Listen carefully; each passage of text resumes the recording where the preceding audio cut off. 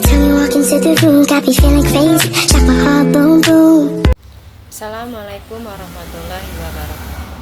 Nama saya Rahmi Herunisa, NIM 86023467, Prodi PGSD UPBJJ UTK Lab.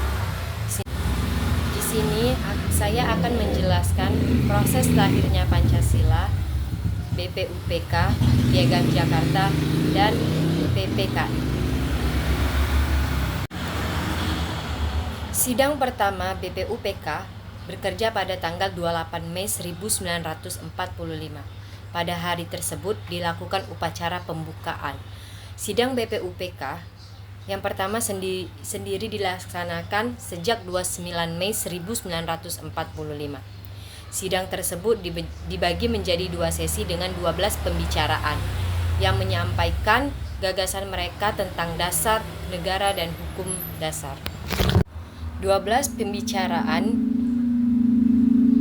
yang menyampaikan gagasan mereka tentang dasar negara dan hukum dasar negara Indonesia yang hendak didirikan Muhammad Yamin, Margono, Sosrodiningrat, Suemitro, Wiranata Koeswema, Werjaningrat, dan Suwerjo yang mendapatkan kesempatan untuk menyampaikan pendapatnya pada sesi pertama, yaitu mulai jam 11 sampai jam 13. Pada sesi selanjutnya yang dimulai pada 14.30 sampai 15.50, yaitu Suisanto, Sudirman, Dasaat, Roseno, dan Aris menyampaikan pendapatnya. Risalah Sidang BPUPK 1945 Kusuma 2009. Sidang pertama yang dimulai tanggal 29 Mei sampai dengan 1 Juni 1945 menguraikan beberapa hal tentang konsep negara, masyarakat, pemerintahan, serta hal-hal yang berkaitan dengan posisi bangsa Indonesia terkait bangsa lain serta arah bangsa Indonesia untuk merdeka. Di dalam buku naskah risalah sidang BPUPK dan lahirnya Undang-Undang Dasar 1945 terdapat beberapa naskah pidato, namun tidak semua naskah dapat ditemukan pada tanggal Kusuma 2009.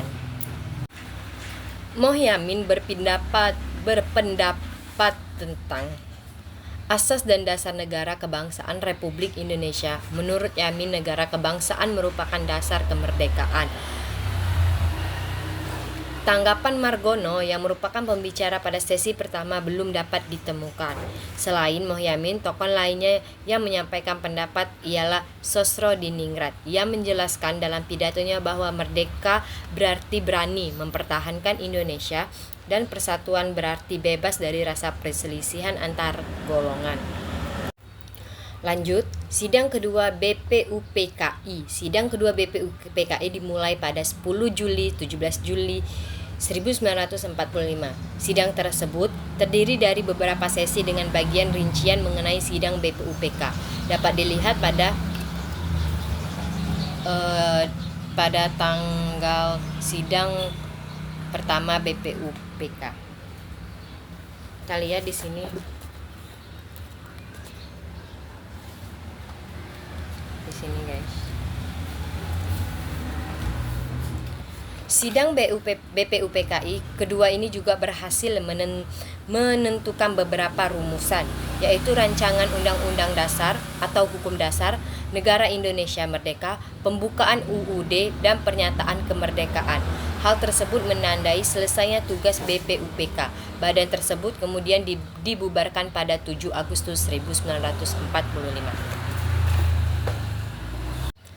Pembentukan PPKI. PPKI, Panitia Persiapan Kemerdekaan Indonesia, dibentuk pada 9 Agustus 1945 oleh Jenderal Terauchi di Vietnam dengan mendatangkan Dr. Rajiman, Soekarno, dan Hatta. Badan ini bertugas untuk meresmikan pembukaan dan batang tubuh UUD 1945. PPKI juga bertugas melanjutkan kerja BPUPKI, yaitu mengurus pemindahan kekuasaan dari pihak Jepang ke Indonesia, serta mempersiapkan berbagai hal yang berkaitan dengan ketatanegaraan Indonesia. PPKI diketuai oleh Soekarno dan Hatta sebagai wakilnya. Anggotanya sendiri terdiri dari 19 orang yang berasal dari 11 orang etnis Jawa, 2 orang etnis Sumatera, 2 orang etnis Sulawesi, 1 orang etnis Maluku, 1 orang etnis Kalimantan, 1 orang etnis Nusa Tenggara, dan 1 orang etnis Tionghoa.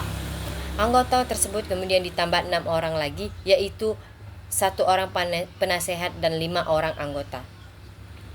Setelah pembentukannya PPKI tidak dapat langsung bekerja karena beberapa peristiwa politik yang terjadi di saat itu.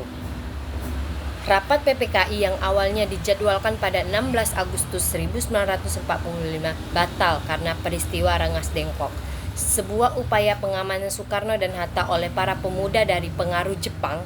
Setelah mencapai kesepakatan dengan para pemuda, Soekarno dan Hatta pun diperbolehkan kembali ke Jakarta. Keesokan harinya, kemerdekaan Indonesia diproklamasikannya yaitu pada 17 Agustus 1945 di Jalan Penggangsaan Timur, Jakarta.